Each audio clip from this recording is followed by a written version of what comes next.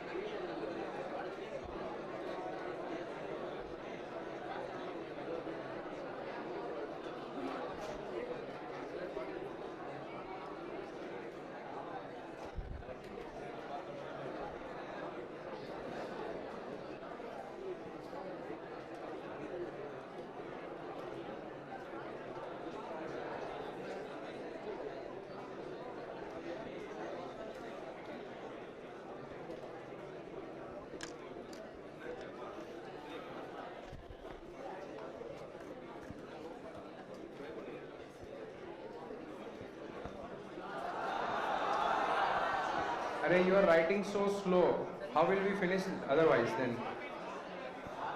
Copied?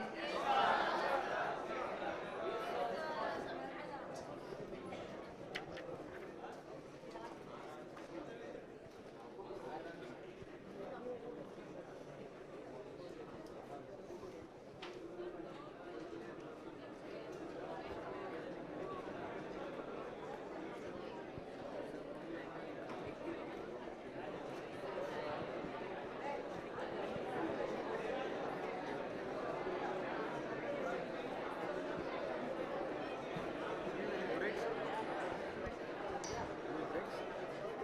8 o'clock. So after that we can take the photo.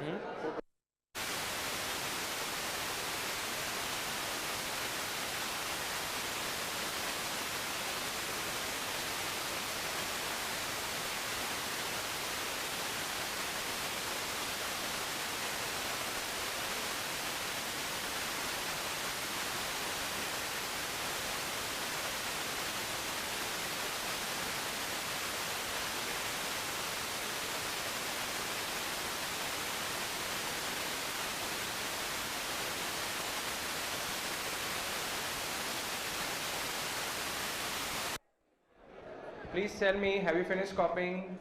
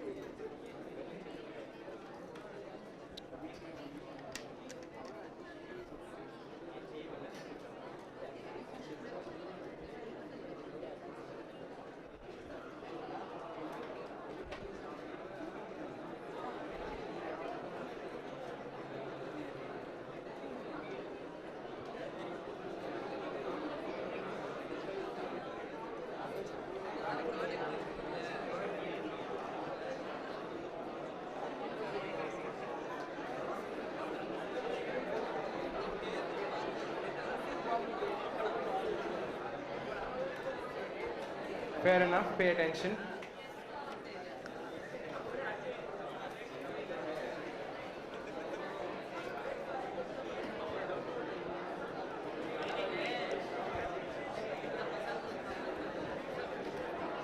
Okay, just read what I have given you. Just take 1 minute to read. Nobody will talk. Please read.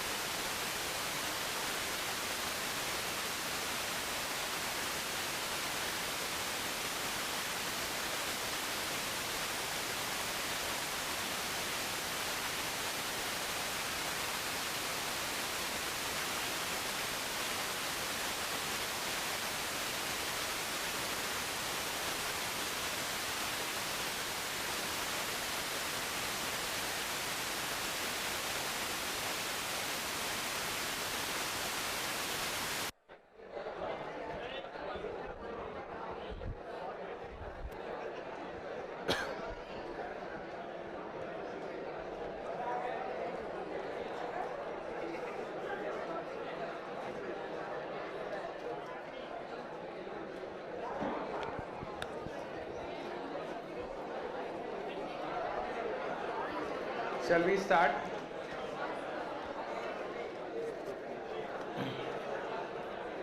Okay, look here. I hope you have read the standard. Now concentration needed. First of all, let me tell you, out of these three, this comes in IPCC, the first one. Okay, it can come for verification. How will you verify inventory? They will ask a question, how will you verify inventory? How will you verify inventory? Very important. So now what we are studying here is SA 501. Can I say I have taught you SA 500? Which is audit evidence. How many methods? Which are they? Are, do you remember or not? Inspection, observation, inquiry, cut-off procedure, analytical review procedure. Okay, 5 methods. Tell me one thing. When I am talking about audit evidence, there are 3 things in this thing which I want to tell you. 3 things. There are 3 things. Okay. Now just try to understand these points. First point, look here carefully. Nobody will talk. Look here carefully. Inventory. Auditor should obtain sufficient and appropriate audit evidence. Look here carefully. Auditor should obtain sufficient and appropriate audit evidence.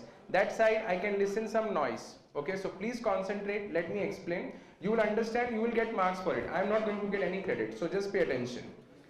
Auditor should obtain sufficient and appropriate audit evidence about inventory. See, when you are the auditor of the company, please make sure that when you are verifying inventory, you should come to know what is the valuation policy that the management is following. Do we all know that management will always value its inventory at cost price or NRV, whichever is lower? Have you studied this in your CPT or not? Achha, what do you mean by net realizable value? What is net realizable value? Yeah, it is as good as market value, but can I say that the net realizable value can be lower than the cost also? So if it is lower than the cost, can you give me one example when NRV can be lower than the cost? When can I say your inventory becomes obsolete?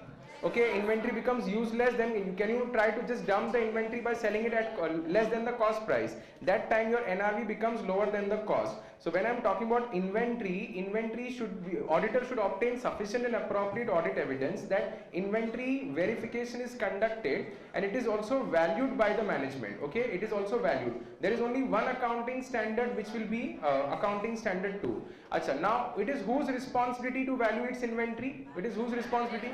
Tell me one thing, if it is management responsibility, don't you think that the management should deploy adequate staff? Don't you think that the management should deploy adequate staff for inventory verification?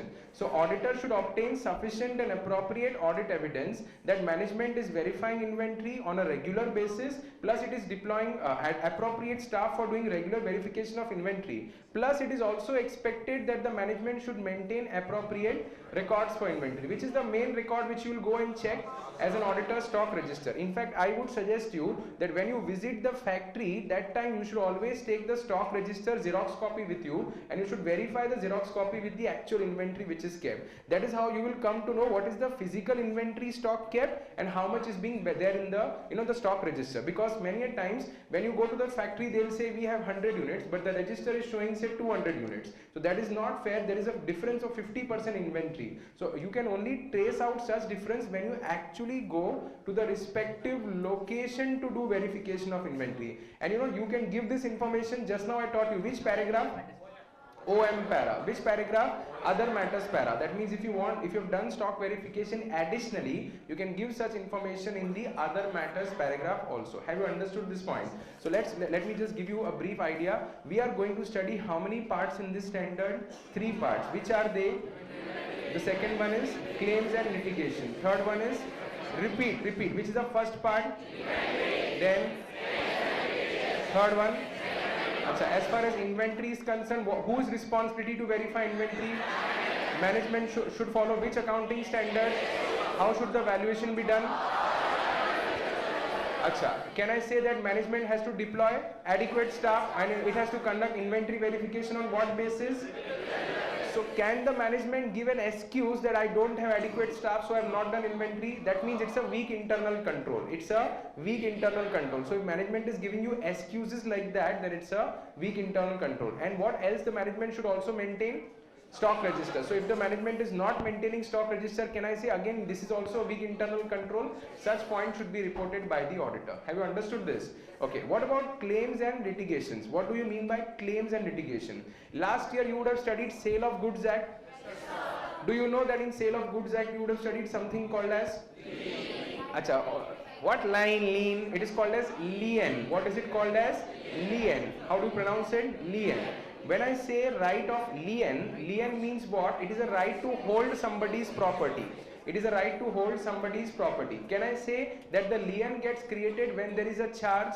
A lien gets created when there is a charge. So now I am just trying to tell you one point here. Look here, claims and litigations. What do you mean by claims and litigation? Claim is a right to ask for damages on account of breach of contract. So when there is a breach of contract, you know what do you mean by breach of contract? Anyone can tell me what is breach of contract? Cancellation of contract, violation of contract, not abiding the contract is called as breach of contract. So whenever there is a cancellation of contract, in that case what you have to do, you have to ask for certain damages. Now tell me, if the party is guilty, look here, if the party is guilty or if the party has done the default, don't you think that the other party to the contract would have filed a litigation against that party? What is litigation? Litigation means a legal suit which is pending in the court of law. So tell me one thing, don't you think that it is your duty as an auditor to find out whether the management has made provision or not for the litigation which is pending? But the management says, sir, I don't know only how much will be the provisioning amount. Okay, so as an auditor, don't you think you should go and obtain external confirmation from the lawyer of the company, decide the status of the litigation which is pending, communicate this status to the management? So auditor should obtain this line you should always write. Whenever you are writing an answer on audit evidence, the examiner gets happy if you write this line. The auditor should obtain sufficient and appropriate audit evidence from whom? From the lawyers. That means, can I say he is basically obtaining EC. EC means external confirmation about the status of claims and litigations, and then ask the management to provide for the same. When I say to provide for the same, it means you have to create provision as per Accounting Standard 29. Do you know what is Accounting Standard 29 saying? It is saying that suppose if I know the amount, suppose if I am able to estimate the amount, and I know that the amount is going to be materializing soon, or there will be outflow of resources, I'll have to pay money soon. When I say soon, in accountancy, soon means less than equal to 12 months. Okay, that is in accountancy we say it is soon. So when the amount is going to materialize soon, or the outflow of resources will take place soon, you should make a provision. But sir, if the amount is not estimated even by the lawyer, then what should I show? Then I should show such liability as a contingent liability. Have you understood? These two treatments which I told you are treatments given by AS 29. What is AS 29 saying? That if it is possible to estimate the amount, and if the outflow of resources is going to take place in the soon or near future, then you have to provide for the same. Otherwise, you have to treat it as what? Your contingent liability. Have you understood this point? So what was the first point that I was discussing? What three important things you will keep in mind? Whose job to verify inventory? Which standard to follow? What is the valuation norm? Whichever is lower. Okay, tell me what should be deployed? Adequate staff. Who will deploy that adequate staff? It is not your job, it is the management job. Can I say inventory verification should be regularly done? So can the management give you an excuse that I don't have adequate staff? It means it's a weak internal control system. Okay, then you have to maintain what then? Inventory records. In the form of what? Achha, what do you mean by the word claim? Right to ask for damages. When will the damages take place? Okay, due to any breach of contract. Tell me, what do you mean by litigation? So don't you think as an auditor you should ascertain the status of litigations? Achha, who's the best person to give me the status? Achha, from the lawyer, what do I have to ask the lawyer to tell me when will the claim materialize? So if he tells me soon, then what will I do? If he tells me in the remote, the distant future, then what will I do? Contingent liability. I am not saying this. Who's saying this? Accounting Standard 29. Have you understood this? Okay, what is the third item to be verified? In this standard, you just have to see three items. You know that audit evidence means those 5 methods are required to obtain audit evidence. But here we are only watching how many items? Three items. Okay, segment information. As per AS 17, now this standard you actually don't have in your IPCC syllabus. You will study this standard in final CA. But then still, I will just tell you one provision of this standard which may come in IPCC also. There's something called as segment information. In fact, the name of AS 17 itself is segment information. The name of AS 17 is segment information. As per AS 17, there are two types of segments. I have written the name also. One is the business segment, second one is the geographical segment. Sir, what is business segment? Business segment means the product line in which company deals. If a company has multiple products, you know, A, B, C, D, so that is called as the business segment. And the geographical segment means where it is selling, purchasing the products, that is geographical segment. So the area of operation is called as what? Geographical segment. What is your role as an auditor? You know that when you're verifying the task, the business segment, you have to first see whether management has adequately classified its business segment or not. And the second thing is we have to see that whether the management is adequately classifying its geographical segment or not. The difference between business segment and geographical segment is here. I've given a very small example. What is this domestic market? What is this? Export market. And what is this? Product A and product B. So product A and B are basically its business segment, and domestic and export are its geographical segment. If I tell you that you see balance sheet of any company, see, when you're studying auditing, it is highly requested to you that you should at least see one balance sheet before going to exam. Okay, one live balance sheet. I will also try to get one, but you are supposed to go to any website of the company. Go to these websites, you'll find nice balance sheets there. Reliance Industries, go to Tata, go to ITC. ITC is the best balance sheet I ever have seen. You know, it's better than Reliance and Tata. ITC, because it is not just a balance sheet, they will give you many additional things which, you know, will be helping you in writing answers also. So when you see the balance sheet of ITC, you will find all these points which I am telling you. What will these companies do? And all these are which companies, you know? They are listed companies. So they will make a disclosure. It is the responsibility, please understand, it is the responsibility of the management to identify its business segments and its geographical segment. Having identified its business segments and geographical segments, AS 17 says that it has to make a disclosure of business segments and geographical segment. Sir, where to make the disclosure? Where to make the disclosure? There is a proper place given, and that place is nothing but the notes to account. So after you have seen what are your business segments and geographical segments, you need to make a disclosure, and such disclosure will be made in the notes to accounts. Let me also tell you one more point here, that I have written only sales. I have written only sales, but management can make such disclosure segment wise for its assets, for its liabilities, for its purchases, for its sales I have already shown, for its expenses, and for its incomes. As per AS 17, you can make a disclosure for asset, liability, purchase, sale, expense, as well as what? Incomes. Have you understood this point? So basically speaking, you have to make such type of disclosures in your notes to account. And who will follow this accounting standard? Who will follow this accounting standard? Only listed companies. That also you should not forget, that this AS is to be followed only by listed companies. Have you understood this or not? Okay, so what are the three things here? Inventory, claims and litigations, and segment information. What do you mean by segment information? Giving disclosure segment wise. Which are the two different type of segments? Business segment and geographical segment. What is business segment? The product line. What is geographical segment?